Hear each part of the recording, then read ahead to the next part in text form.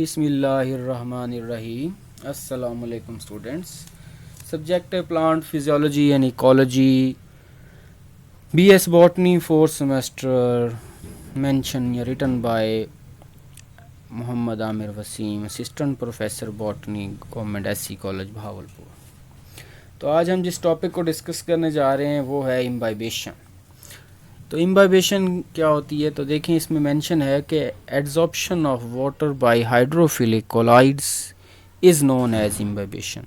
तो आसान लफ्ज़ों में हम यही कहेंगे कि अगर प्लांट का ड्राई मैटर वाटर को एब्जॉर्ब कर ले और स्वेल हो जाए, अपना साइज़ इंक्रीज़ कर ले, तो इसे कहेंगे इम्बाइबेशन। तो उस ड्राई मैटर में प्लांट के प्रोटीन, कार्बोहाइड्रेट में स्टार्च और ज़्यादातर सेलुलोज कंपोनेंट होते हैं जो वाटर को एब्जॉर्ब करते हैं और साइज़ को इंक्रीज़ कर लेते हैं।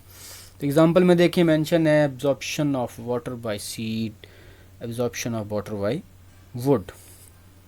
तो देखिए ये डायग्राम है, इसमें बीकर में हमने क्या डाला हुआ है, कुछ सीड डाले हैं विद इन वाटर। तो देखें आफ्टर फ्यू आवर्स तो सीड का साइज़ क्या हो गया, इंक्रीज़ हो गया। तो हम कह सकते हैं कि सीड क्या हो गए, स्वेल हो गए, उन्होंने एब्जॉर्ब कर लिया वाटर। This one imbibition. तो नीचे सीड की जर्मिनेशन हो रही है, सीड जर्मिनेट कर रहा है, सीडलिंग नहीं कर रहा है। तो इस जर्मिनेशन में भी किसका हेल्प है, किसकी रोल है, इम्बाइबेशन की, जिसकी वजह से सीड कोट रप्चर होता है और अंदर से यंग सीडलिंग बाहर इमर्ज होता है। तो नेक्स्ट देखते हैं हम मज़ीद इसको इनलार्ज करके इसी फिगर को, देखो डायग्राम को, कि बीकर में वाटर है, वाटर के अंदर हमने पुट किया है ड्राई सीड्स। तो ड्राई सीड ने क्या किया है, आफ्टर फ्यू आवर्स वाटर को एब्जॉर्ब करके दे स्वोलन हो गए हैं, ठीक है, स्वोलन सीड। तो उनका साइज क्यों इंक्रीज हुआ है, ड्यू टू इम्बाइबेशन। तो ये एक स्पेशल टाइप ऑफ डिफ्यूजन होती है। तो नीचे सीड की जर्मिनेशन हो रही है, देखें ये बीन का एक सीड है जो जर्मिनेट कर रहा है, तो ये सॉइल के अंदर है। तो इसकी भी हेल्प किसने की, जर्मिनेशन में वाटर की मदद से हुई है, सीड को रप्चर हुआ है। तो नेक्स्ट देखते हैं कि इसके ऊपर हमने एक छोटा सा एक्सपेरिमेंट है कि देखें ये हमारे पास एक बाउल है और बाउल के अंदर हमने वाटर के अंदर बीन के सीड डिप किए हुए हैं। तो नीचे मेंशन किया हुआ है कि इम्बाइबेशन में the absorption of water by hydrophilic compound is called imbibition. तो अब ये सीड्स क्या करेंगे, वाटर को एब्जॉर्ब करेंगे और अपना साइज इंक्रीज करेंगे। तो देखें नेक्स्ट स्लाइड के अंदर कि हैंड लेंस से हमने शो किया है कि देखें कि किस तरह वाटर के मॉलिक्यूल जो ब्लू कलर्स के हैं बीन सीड में क्या होंगे, इंटर होंगे या वो इसको एब्जॉर्ब करेगा। तो in this process water molecules get tightly absorb on the surface of compound without forming a solution. तो इसमें इम्बाइबेशन में जो प्लांट का ड्राई मैटर है तो वो वाटर में डिजॉल्व नहीं होगा, दे जस्ट एब्जॉर्ब या adsorb water and they increase in size not make a solution, ठीक है। तो अब देखें नेक्स्ट है जी, अब सीड इस बीन का हमने देखना है नेक्स्ट स्लाइड में कि किस तरह देखें अब इसका साइज़ वाटर को इसने टेकअप किया है और इसका साइज़ क्या हो गया है, इंक्रीज़ हो गया है। तो due to imbibition these compounds show swelling, increase in size. तो कंपाउंड क्या है, ये प्लांट का मैटर है, ये सीड हो गया। सीड के अलावा वुड भी हो सकती है, सेलुलोजिक कंपोनेंट, पेक्टिन हो सकता है, स्टार्च हो सकती है। ये सब चीज़ें वाटर क्या करेंगी, एब्जॉर्ब करेंगे या अपने सरफेस के ऊपर एब्जॉर्प्शन होगी इनकी, ठीक है। नेक्स्ट देखते हैं जी, देखें ये इसकी एग्जांपल है इम्बाइबेशन की कि देखें एक लड़का है जो बारिश में, देखें बारिश की वजह से इसका डोर बंद नहीं हो रहा। तो it is a common observation that during rainy season wooden door and Windows imbibe water and swell. तो रेनी सीजन में यही जो लकड़ी के बनी हुई विंडोज़ या डोर होते हैं वो स्वेल हो जाते हैं, वो बंद नहीं होते। तो क्योंकि उनका साइज़ इंक्रीज़ हो जाता है, उन्होंने वाटर को क्या किया है, एब्जॉर्ब किया है। तो अब जैसे ही क्या होगा, वो वाटर वेपोरेट हो जाएगा वहाँ से, तो दोबारा उसकी ओरिजिनल कंडीशन रिस्टोर हो जाएगी, ठीक है। एक तो एग्जांपल ये भी होगी इम्बाइबेशन की।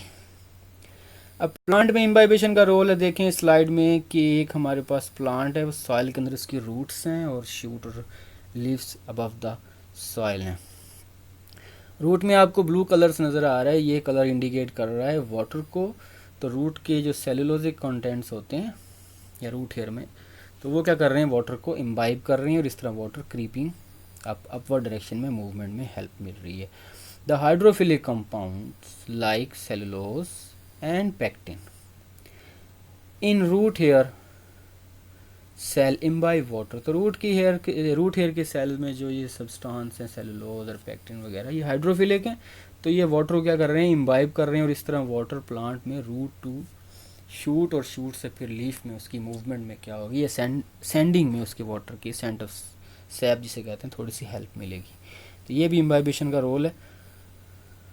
नेक्स्ट है उसको माइक्रोस्कोप से दिखाया गया है, देखिए रूट के सेल्स हैं और उसके आउटर लेयर है उसे कहते हैं एपिडर्मस। एपिडर्मस में कुछ सेल्स होते हैं, स्पेशल उनका नाम है रूट हेयर। ये नज़र आ रहा है आपका रूट हेयर लाइक सेल, इस सॉइल में है। तो वहाँ से ब्लू कलर देखें, ब्लू कलर इंडिकेट कर रहा है वाटर मॉलिक्यूल्स को। तो water molecule root hair cells में क्या हो रहे हैं, इंटर हो रहे हैं। तो ये इसके किससे बना है, मटेरियल क्या है, सेलुलोज और पेक्टिन।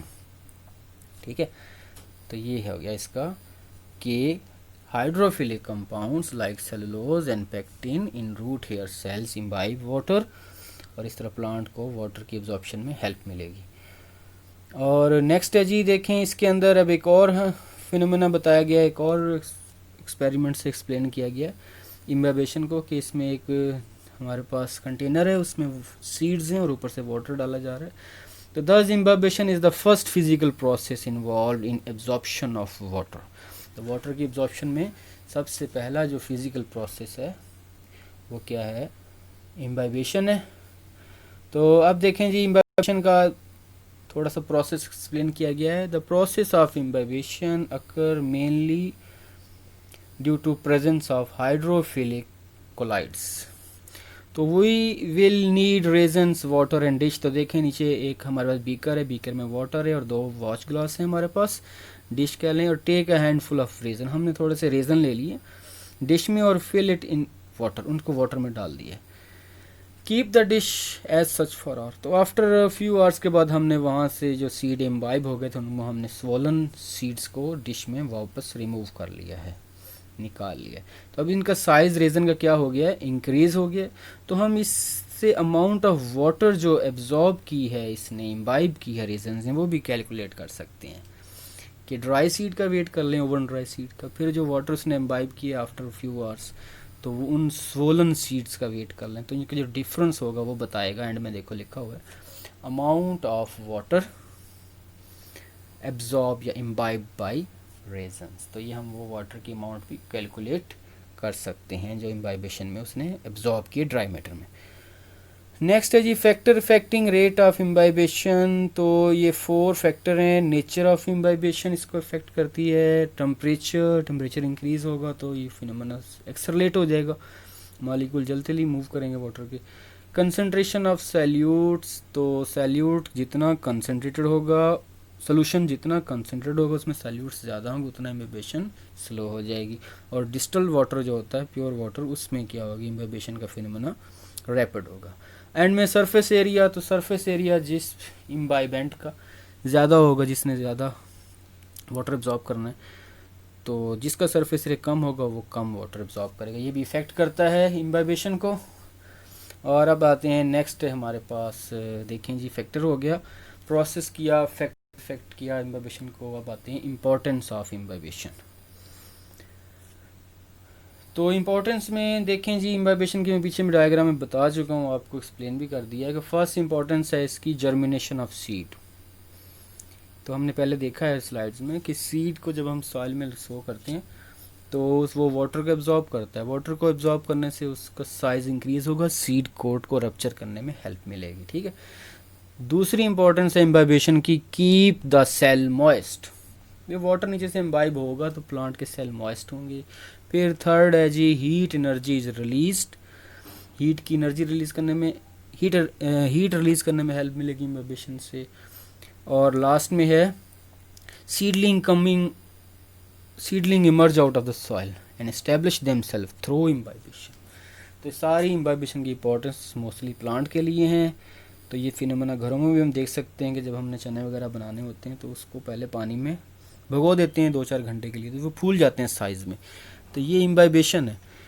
ठीक है, चलें जी, आज हमने क्या डिस्कस किया स्टूडेंट्स, व्हाट इज़ इम्बाइबेशन, उसका प्रोसेस, उसके फैक्टर जो इफेक्ट करते हैं इम्बाइबेशन को, और इम्पोर्टेंस ऑफ इम्बाइबेशन। ठीक है, चलें भी, ओके जी, अल्लाह हाफिज़।